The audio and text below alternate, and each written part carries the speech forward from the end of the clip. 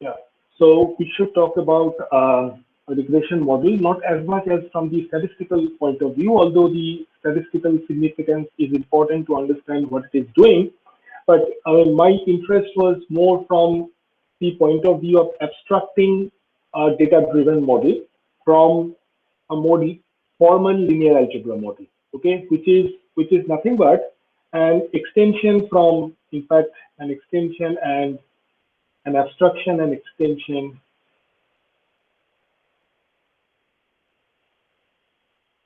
of the least square optimization, right, which Professor Danda and I have spoken over in the last couple of lectures, okay, so that you could see a clear relation, between the two. Okay, so let's first look at some, empirical, visualization. I mean, let's say we have some data points, and then this is a simple linear model where I have one variable which is the independent variable and one variable which is dependent variable. So y is the dependent variable and x is the independent variable. So we call x as the predictor variable and y as the response variable. Okay. So you can see if you look at the graphs from the left and the right, I mean, the idea is, I mean, given data points scattered in space, can we find a fitted line, right? Can we find a straight line, right? A linear model, which will fit these data points approximately well. Meaning, I mean, the line should not be too far away from any of the data points, and overall, the average deviation of all the data points from the line, okay, should be a minimum. Okay, so this is the concept of least square.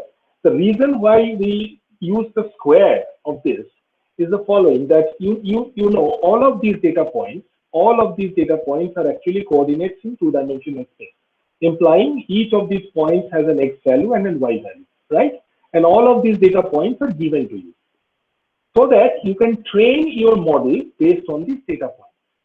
So the objective is, how good is your trained model, so that if I have a few other data points scattered in the space which you have not seen before, that the model should not be too far away from those unseen data points. So that's the idea. So that is how it is connected to a machine learning point of view, and that is the reason why it's called a supervised learning, where you actually tend to supervise the model at every instant, right?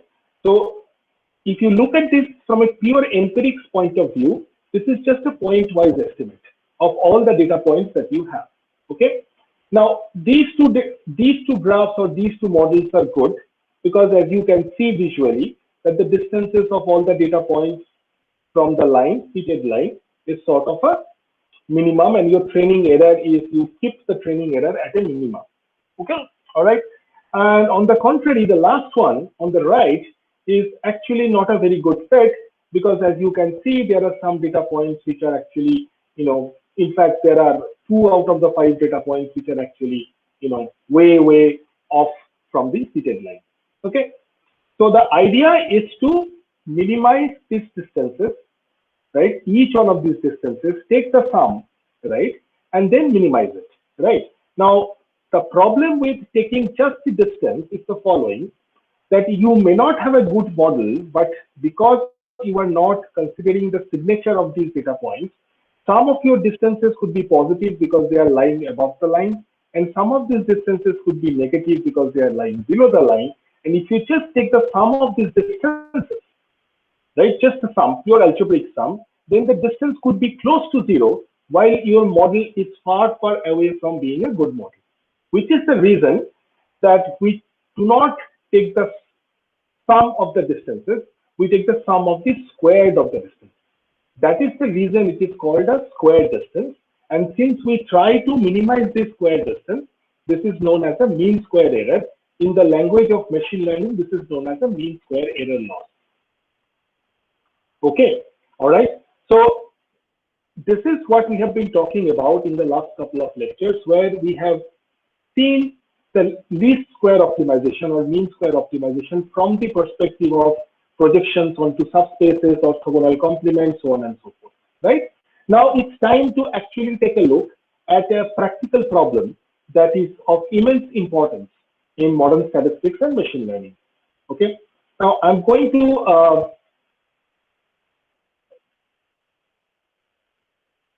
to skip all of this, right? Okay, because I'm going to come back to all of this from a linear algebra point of view. So I'm going to skip all of this, all right? But I just want you to look at this example. So this is one practical example that we are trying to solve. So the data that is given to us is given from a computer system which measures the number of disk input outputs and processor times of 7 programs that you run.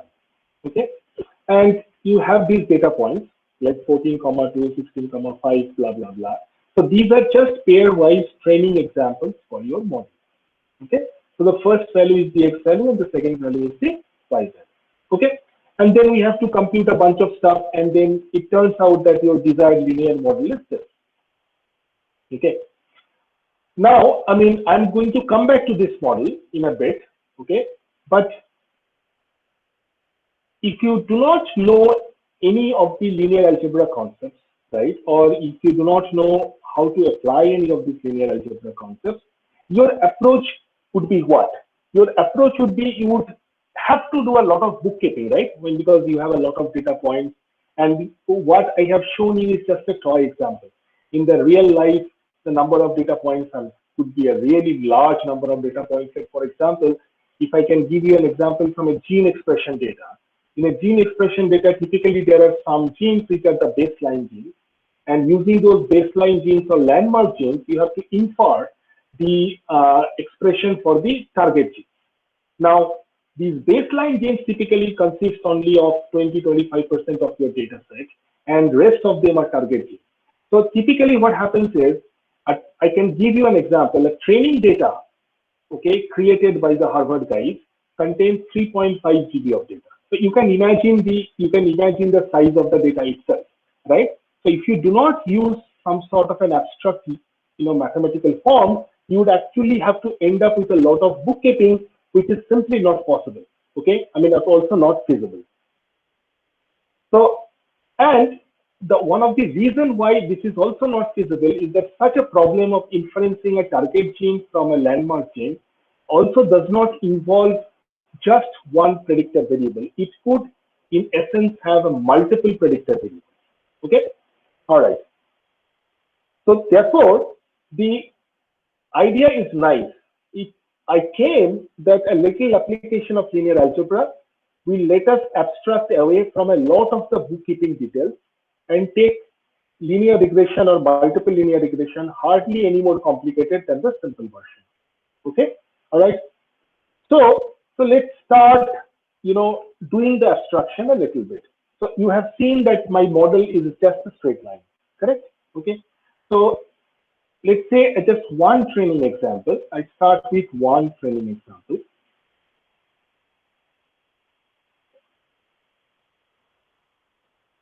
And that is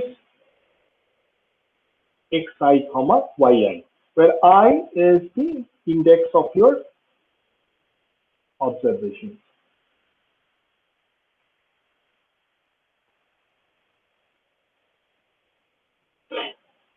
I is the index of your observations. Okay. So you could have several data points and I denotes those data points. Okay. All right. So in essence, what I have is that I have x1 comma y1, x2 comma y2,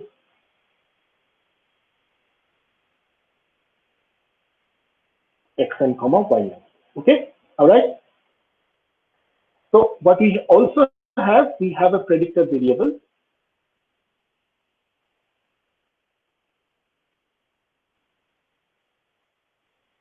which is represented as x, and we have a response variable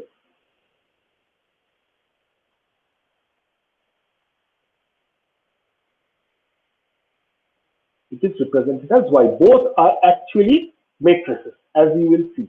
Okay, and what is our fitting model? Our fitting model is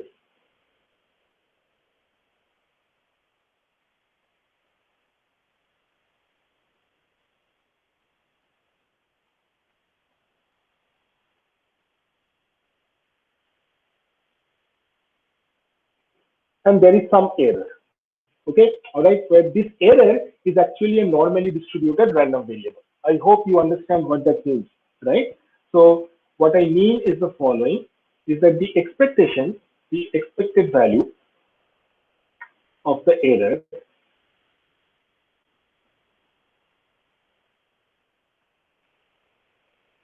or the mean is 0, right? And the variance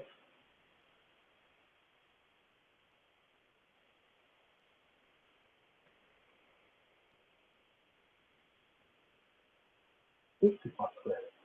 Okay, and this error is actually uncorrelated from different measurements.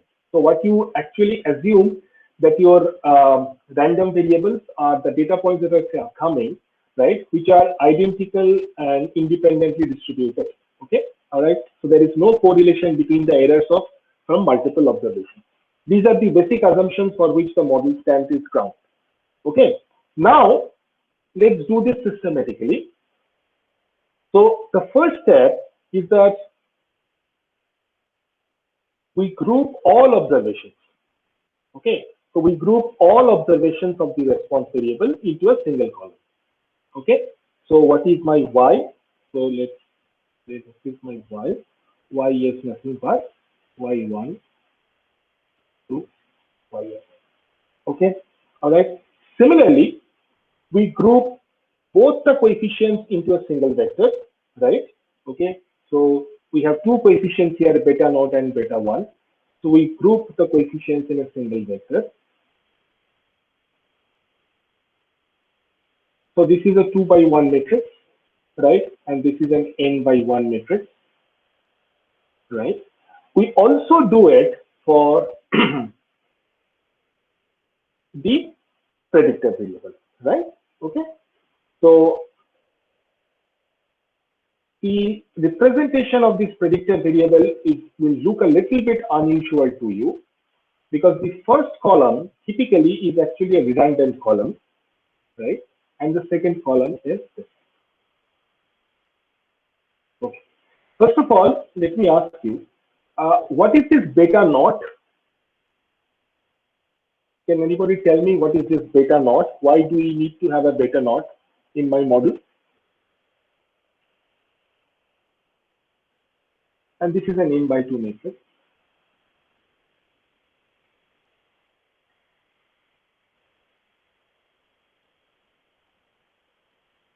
Anyone?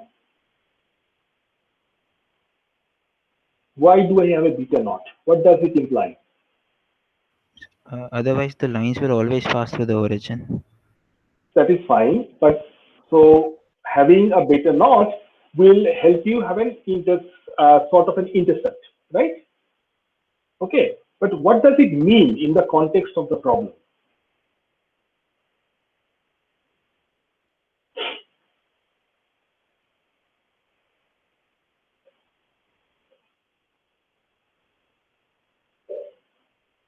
Beta 1 is the slope, right? We all know that.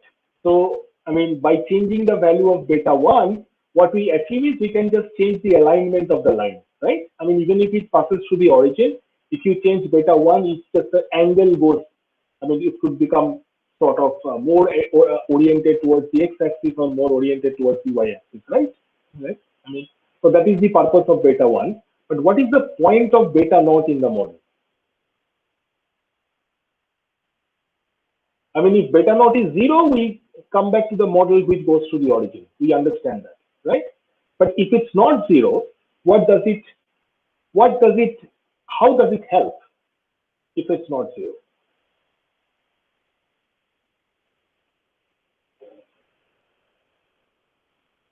Okay. Anyone? No. All right. So let's, think about this in the following manner. That I have a line, right? I mean, probably like this, right? Okay. And then I have some data points that I wish to fit. Okay. All right. Some data points that I wish to fit.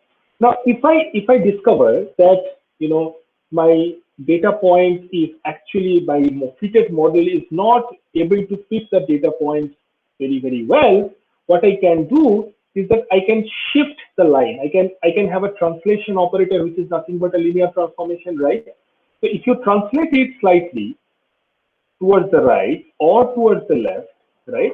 Okay, you could have a different line, don't you? Right? So let's say I could have a probably line like this, or I could probably have a line like this. Who knows, right? Okay. And why do we do this? We do this so that we are able to fit the data points better. So in the language of machine learning, this is your bias.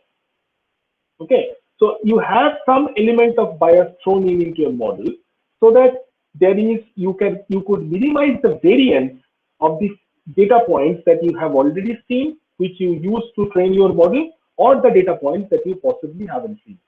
Okay, so that's the purpose that it serves, other than the fact that it is an intercept and helps your line, switch away from the origin. Okay, all right. So now back to this representation. And so therefore, I mean, when you look at this X matrix, it seems slightly unusual. But just think about this. If I multiply this X by beta, if I multiply this X by beta, what do I have? If I multiply this X by beta, right? And I can do that, right? Because X is an n by 2 matrix and beta is a 2 by 1 matrix. So that when I multiply these together, I get an n by 1 matrix. So when you do that, this is exactly what you get. Beta naught plus beta 1, right? Beta naught plus beta 1 x2, right? And then beta naught plus beta 1 xn. Okay, and this is how we actually go back to your original fitted line. That is the reason this particular X matrix looks like this.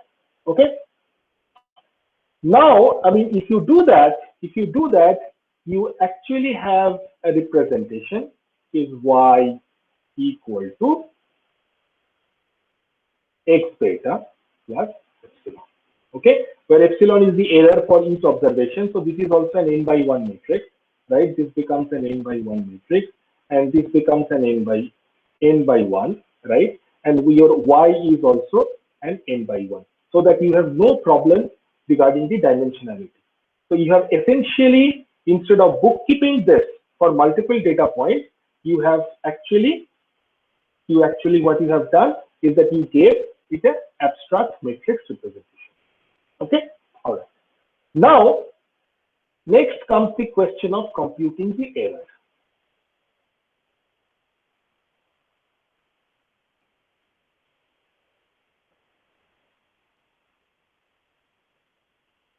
Okay.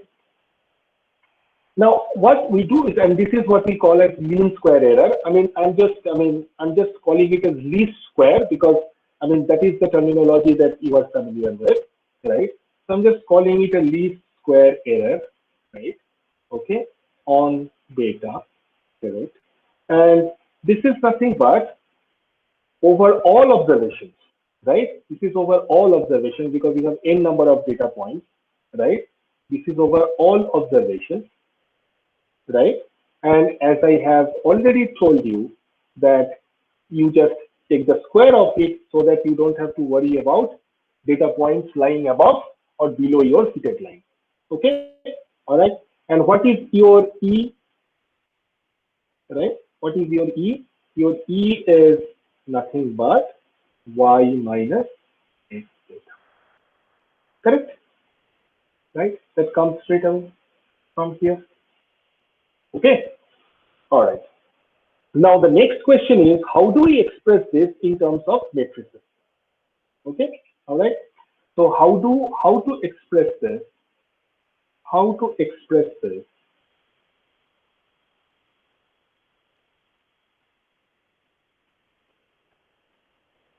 in terms of matrices? Okay. So that is the next job. All right. So let me save this first.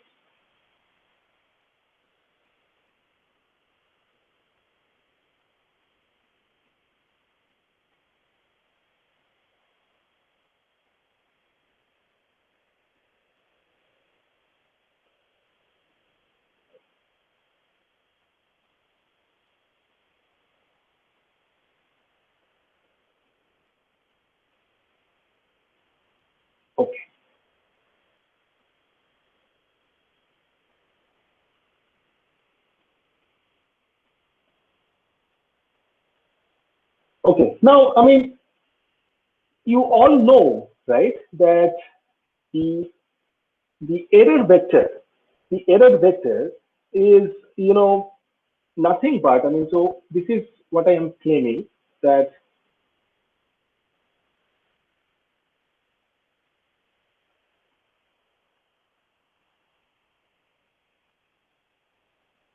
do you agree with this, right?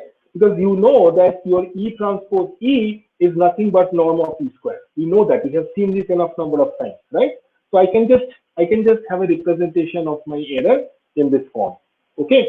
Because if you write this out, this is nothing but a row matrix of E1, E2, all the way up to En multiplied by a column matrix of the same data point, right? About the same error. Clearly, right? Okay. So if we agree on this, let me know. If you don't agree with this representation, then I should be happy to expand this out and show it to you. But I think this is almost trivial, right? So what we have is the following, because we know what is E. So we call that your E is nothing but Y minus X theta. So what we have here is Y minus X theta transpose times Y minus X. Okay.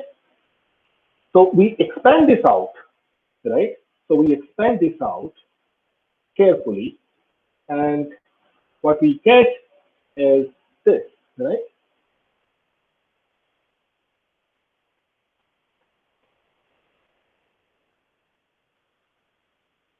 Okay. And then we expand this out further. So what we'll have is Y transpose Y minus Y transpose X theta minus theta transpose X transpose Y plus beta transpose X transpose X theta. Okay, so this is my representation of the error. Okay, now please notice one thing, that this uh, beta transpose X transpose Y, this beta transpose X transpose Y is nothing but Y transpose X transpose beta. The whole thing has a transpose. Do you agree with this? Right? Okay. And so therefore, also notice that this is a one by one matrix, right? This is just a scalar, because it throws a scalar, right? Okay. So Y transpose, so therefore Y transpose X transpose beta, so therefore Y transpose X transpose beta is nothing but beta transpose X transpose Y, right? Okay. So so therefore, I mean, if I and Y transpose X transpose beta is right over here, right? So I can just combine this and write a more compact form of this representation. So I'll have Y transpose Y minus 2 beta transpose X transpose Y plus beta transpose X transpose X. Okay. Now our objective, also recall, our objective is to minimize this.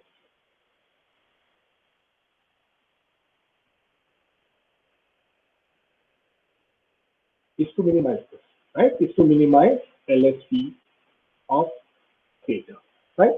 So therefore, what we need to do is that we now have to, take recourse to calculus, because this is a function of one variable, right? And we could take derivative of this so that we will get some measure, right?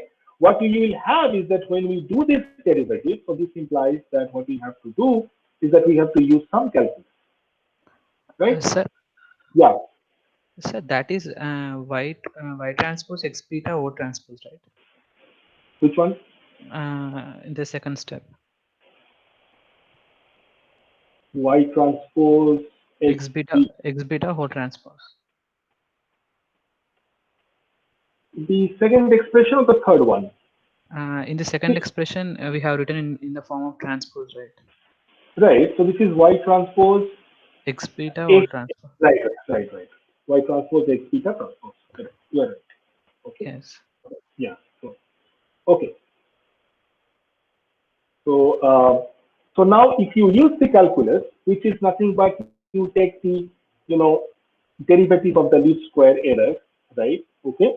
So you will end up, what you have to do is that you have to take the derivative term wise, right?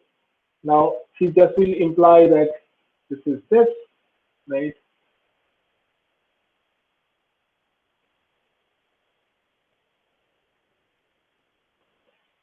Okay. And sorry.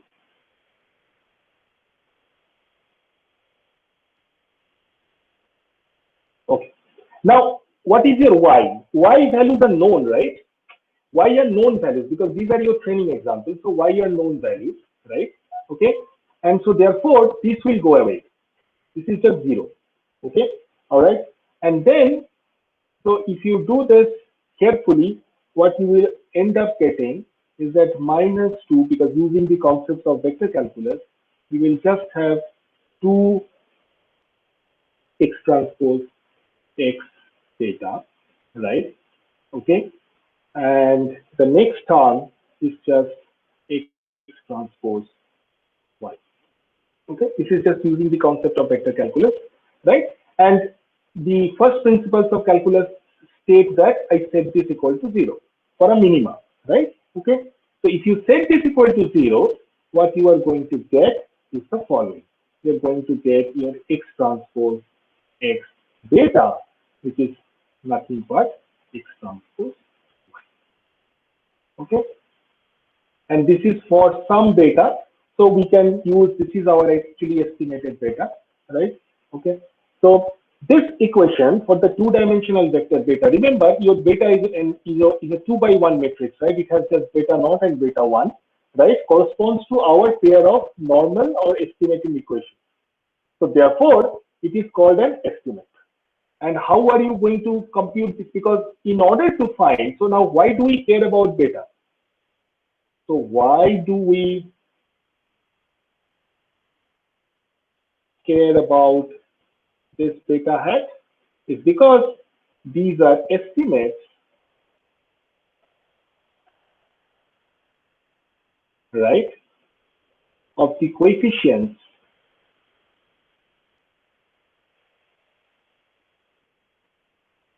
of the model, right, that will tell us about the goodness of it, right? So in other words, I mean, in order to find um, a straight line which will fit not only the trained examples well, but possibly the test examples as well.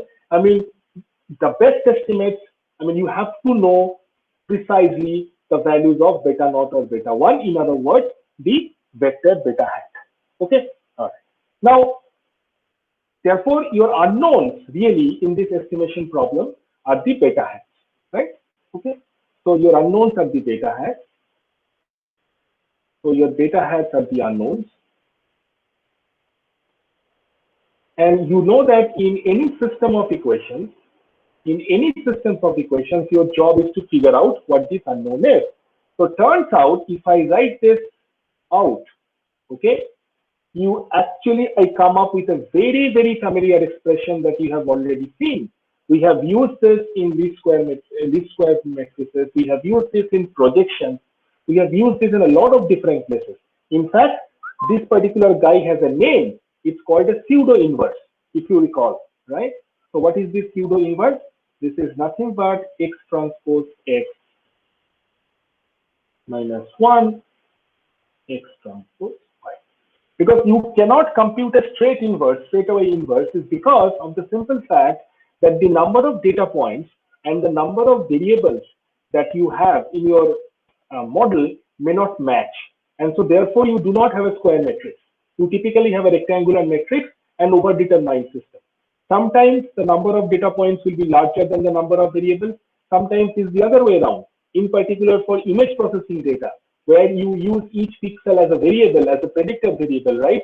Typically, if you are looking at a 1024 by 1024 grid, then you have a lot of predictor variables, okay? And compared to, you may not have that many data points, right? So in that case, your X values, I mean, number of columns are much larger than the number of rows, or the other way around, all right? So which is why you need to do this X transpose X. And this is immensely useful in many other applications that we have seen. So this is the connection. This is the connection between a least square optimization that we spoke about already, right? Least square optimization and the regression model that we are talking about now. Right? Okay. Now, if this is right, then the equation that we have got should in fact reproduce the least square estimate we have already derived, which are of course the least square estimates are, I mean, these I'm going to straight away write, okay? The least square estimates for beta 1 and beta naught are these, okay? They come from some statistical formula, okay? And these are easy to interpret.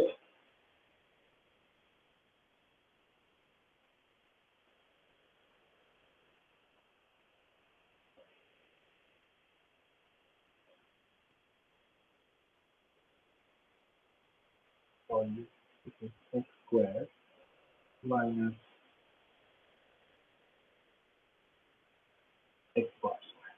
Okay, so the bar represents the average. So this is your product of the X and Y values and take the average of that, and then this is the individual averages and take the products and so on and so forth, right? So this is the estimate for beta 1, and the estimate for beta naught is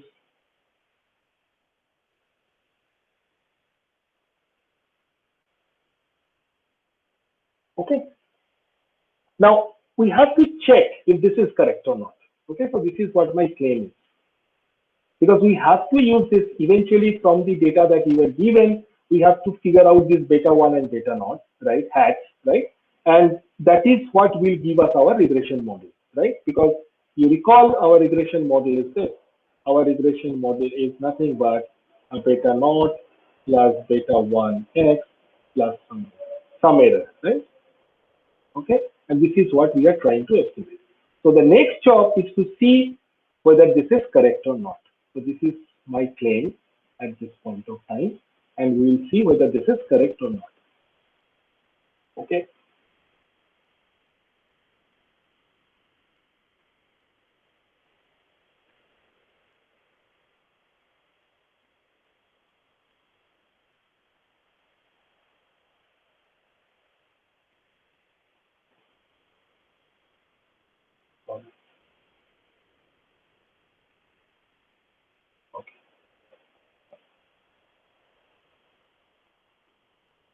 Okay. So what we'll do is we'll start by normalizing, right? So the beta hat, which we have already computed, okay, we're just going to normalize this.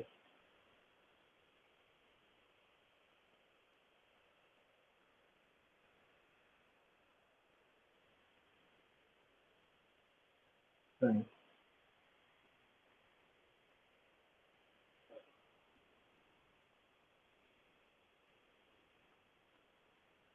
Okay, I mean, you can understand what I did here, right? I mean, so basically your n and 1 over n gets cancelled out, right? Okay, this is just a trick, okay?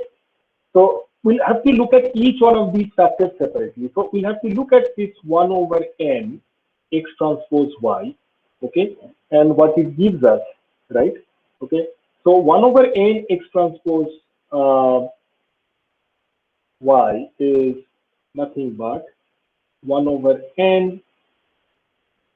Well, we know what our x is, right? Our x was that unusual matrix which has the first column as ones and the second column as the predictor variable values for the data instances. Now, since we are taking the transpose, it will now look like this, right?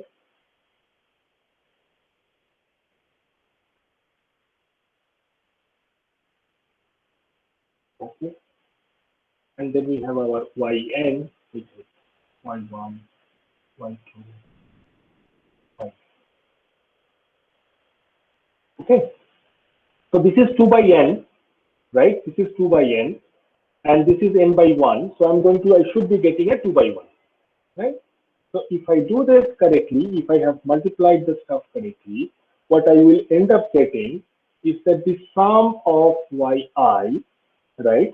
Okay, here in the first column, right? Because this is 1 times y1 plus 1 times y2 plus, right?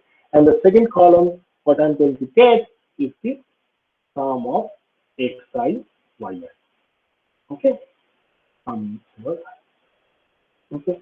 And now, if I write this, you will push this 1 over n inside. This is nothing but the y bar or the mean of y, and this is nothing but xy bar. Okay. Similarly, for the other factors, right, which is 1 over n x transpose x, because you have all of these terms, right? 1 over n x transpose x, what we are going to get is the following. Because x transpose x will be what? X is basically a n by 2, right? And so x transpose is a 2 by x is what do you call, what is x? The first column and the second column, right? So yeah. So if I do this 2 by n into n by 2, I should be getting a 2 by 2, right? So if I do this correctly, and this is easy to see that you will get n here, you will get xi, right? Because n because of this 1 times 1 plus 1 times 1, right? I mean, and then you are going to get an xi again, right? And in the last, you are going to get an xi square. Okay? All right. So this is nothing but 1, right? And then x bar clearly, and then x bar again, right? And this is going to be a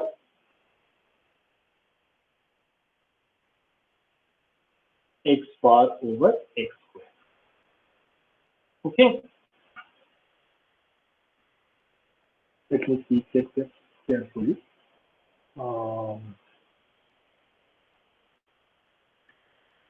Right. Okay. Now, what we need to do is that we need to take the inverse, right?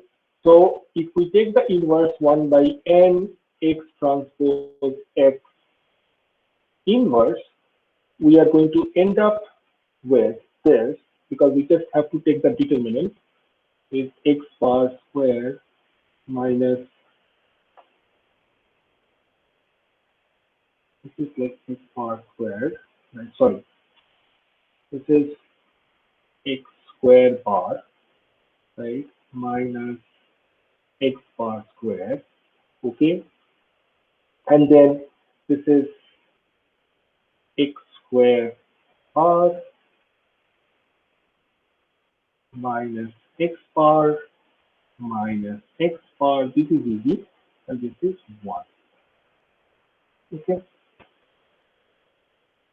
And this is nothing but, what is this? This is nothing but your variance, right? So we can write this in the following manner, x squared, right? And we just copy everything from here.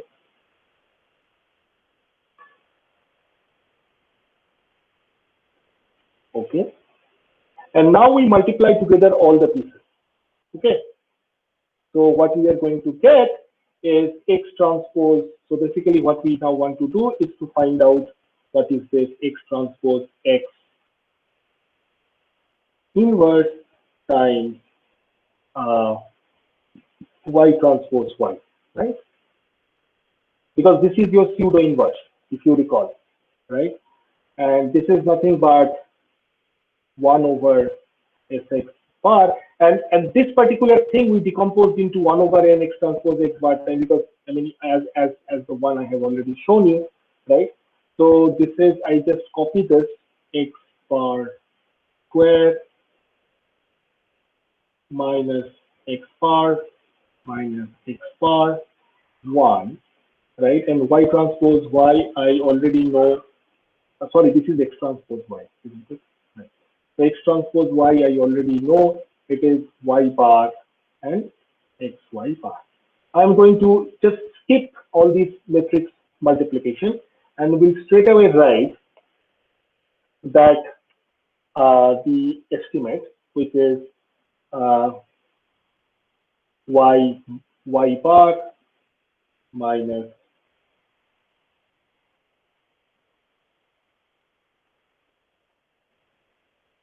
the mean of this thing, right? Okay, so so hang on a minute. So this will be fx squared cxy, right? So basically, I'm going to get some formulation of x naught and for beta naught and beta 1, right? And that is going to be,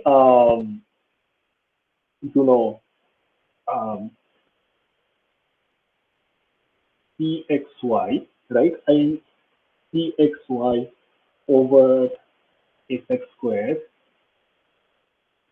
times x bar and cxy over fx squared, where your cxy is nothing but, I have already written it in a previous whiteboard, but I'll just write it again.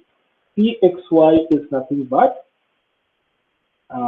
x bar xy bar minus x bar y bar. This is a cxy. Okay. Now you will imagine, so this is what your estimates are going to be, right? Okay. So if you look at previously in the previous whiteboard, these are actually the first term. This term should be your beta naught, and this term should be your beta 1. Okay. So these are the ones. So these are the ones that we need to estimate. So why do I need this? So typically what happens is this n inverse x transpose y, right? So this is nothing but, n inverse x transpose y. What does it do? It keeps track of y bar and xy bar, right? Which you can very easily get from the data because you have a lot of training examples at your disposal, right? And n inverse x transpose x, what it does is that it keeps track of x bar and x square bar. Okay, so all of this is also known for the data. So therefore, this whole process of matrix inversion, what it does for you, I mean, why do I care about linear algebra? This whole process of matrix inversion and multiplication handles all the bookkeeping to put these pieces together to get the appropriate sample variances, covariances, and intercepts. We don't have to remember that anymore. We can just remember the one matrix equation and then trust the linear algebra to take care of the details. But I needed to show you these details for the understanding. Okay. All right. So this is actually nothing but your data estimate. Okay, which is a 2x1 column matrix. All right. Now, assuming that we know all of that, let's go back to the example. Okay. Now, so what was the example? The example was that we had a number of disk input outputs and processor time, right? So we have all of these values of x's, right? x1, y1, x2, y2, blah, blah, blah. So for this particular data set, as you have seen, you need to know the number of training examples, which is exactly 7. Also, what else do you need to know? You need to know the all of these values, right? Which is the xy, xy bar, x bar, y bar, so on and so forth, right? So we should be easily able to calculate those from the data, right? Because we precisely know what these xy values are, what is x bar, what is y bar, right? So just plug those in. So if you plug those in, you get the value of B1 or beta 1, you get the value of B naught or beta naught, right? And what is your model? Your model is this. Your model is, so your model is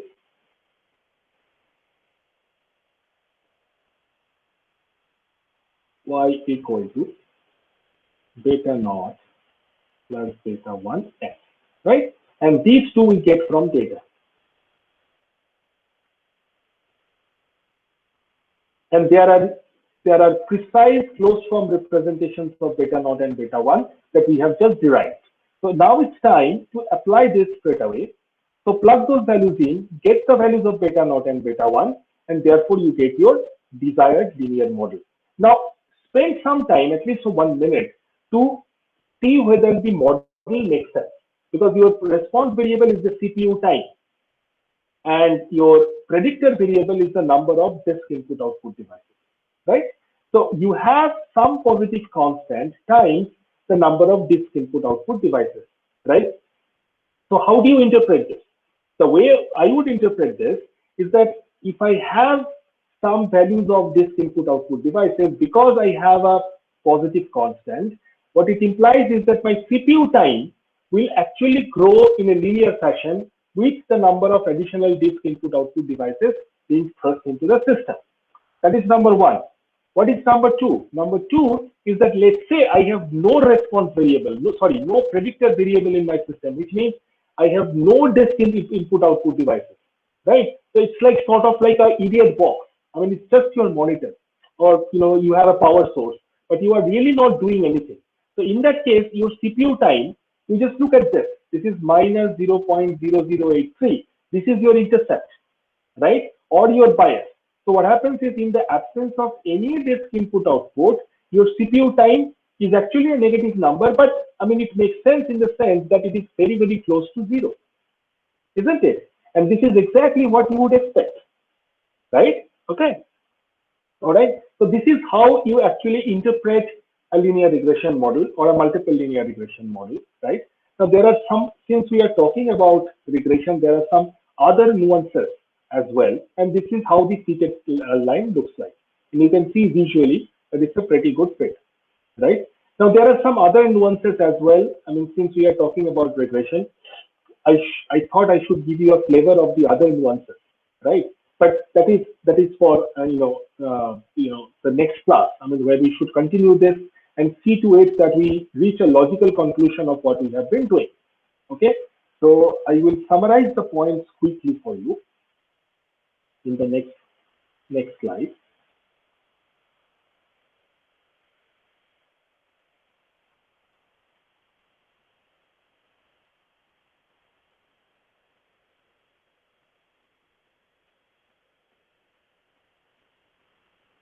So now there is this, the question of, fitted values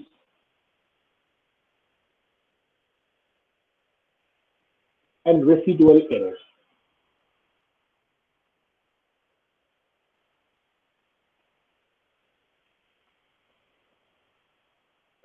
Okay, so which means, I mean,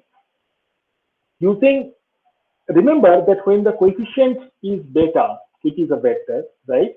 We have a point prediction for each data point. So therefore, the vector of fitted values, okay, is nothing but x times this beta, correct? And which, in other words, is nothing but beta naught plus beta 1 x1, blah blah blah, beta naught plus beta 1 xn, right? Okay.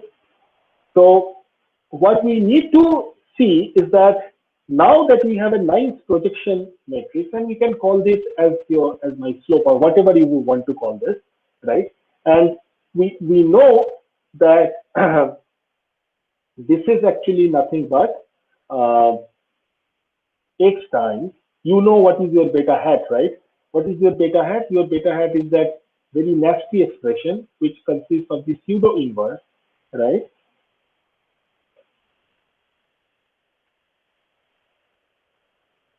Okay, all right. So this is nothing but the vector of fitted values. This is nothing but your vector of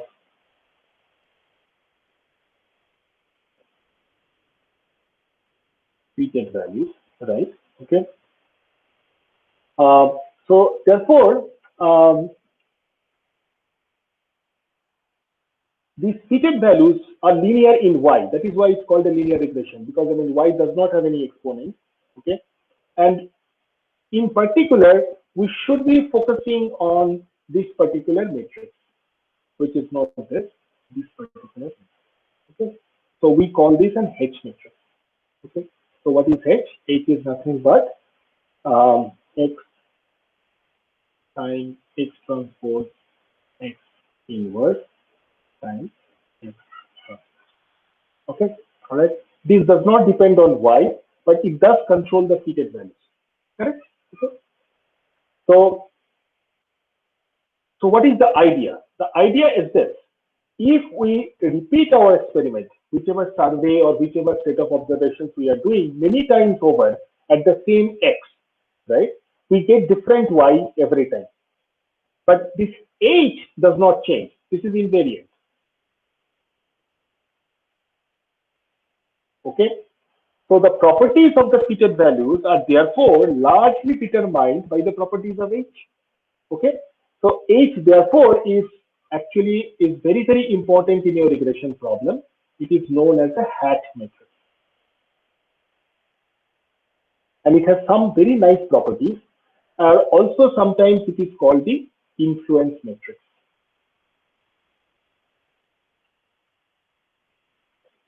By the way, your X matrix, which you have seen before, which involves the data and the coefficient, is known as the design matrix sometimes.